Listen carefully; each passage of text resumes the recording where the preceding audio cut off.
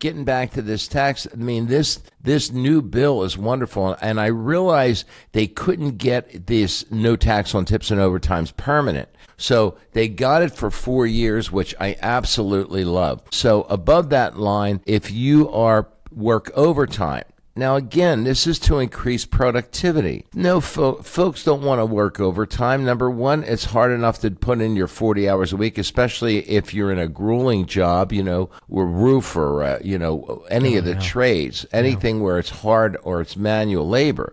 The body can only take so much. But for overtime, if you're getting paid 40 hours a week and you work overtime, they're now going to allow you to pay no taxes on overtime up to $12 for an individual and up to $25,000 in overtime premium pay. Imagine this. You get your regular pay. Let's say it's $100,000. Let's just say that. And you pay taxes up to the $100,000.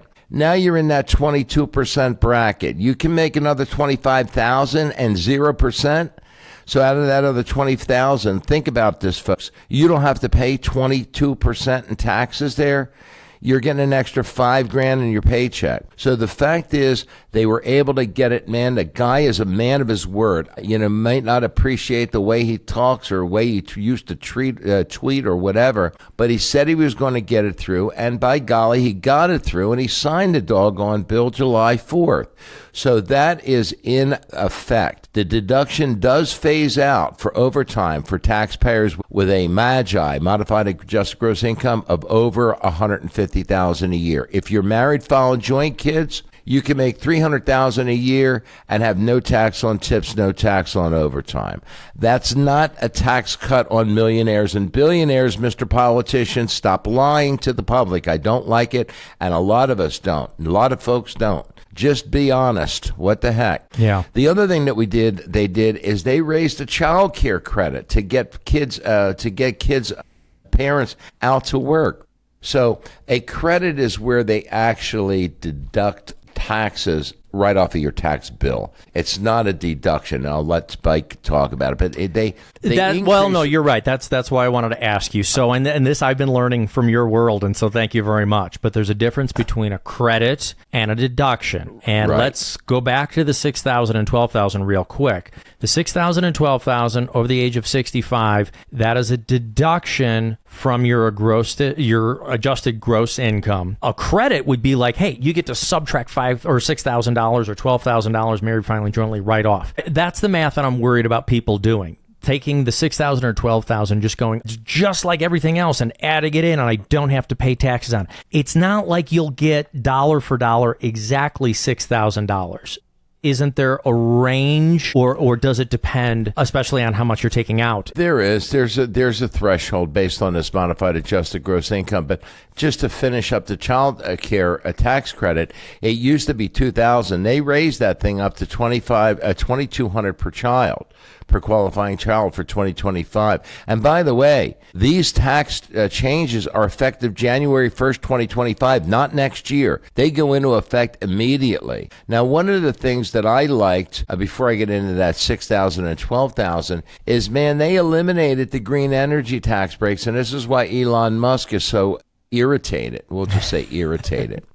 They no longer buddies? Are they no longer in the same golf cart together? Make up. Well, the fact is, you shouldn't have to pay people to buy a doggone car. Come on, give me a break here. I won't buy an electric car. I have nothing against them. I own a hybrid. I want both. I want the opportunity to step on the gas and crank out that 500 horsepower in that Lincoln Aviator, or I can drive my 35, 40 miles on the charge that I plug it in every night. And I love that. That car gets about 32 miles to the gallon because it's a hybrid. But again, I don't have to worry about finding a charging station. If I want to drive cross country with my beautiful wife, we can. Okay, we don't have to stop and plug in. So to pay people for all of these green energy tax breaks, they got rid of it. The electric vehicle tax credit, tax credits on these energy efficient homes, tax credits on windmills. Are you kidding me? Tax credits on these solar panels. Now, by the way, these tax credits, folks, if you want to go buy one, you have until September 2025. And at that point, they phase out. Okay? September 2025.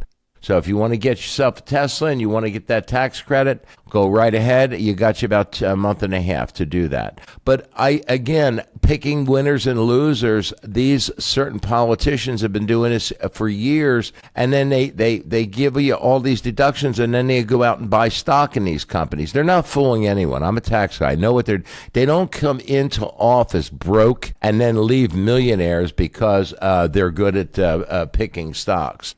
Have you heard of these apps that actually follow what the politicians are trading in, and then you can actually invest in those? Yeah.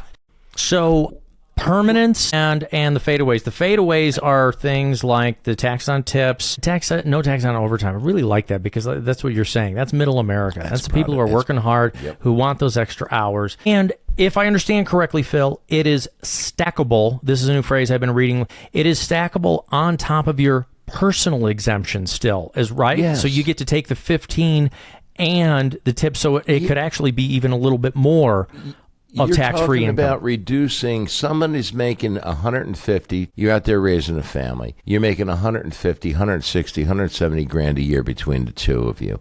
We're talking about reducing your taxes by over 10 grand. So my dad used to say, don't give advice when you don't know the full story. And this is what I fear is going on. Fortunately, a lot of folks out there don't know any better. They figure if the politician's saying it, it must be true. You have to, it's kind of funny when I was in college, real quick.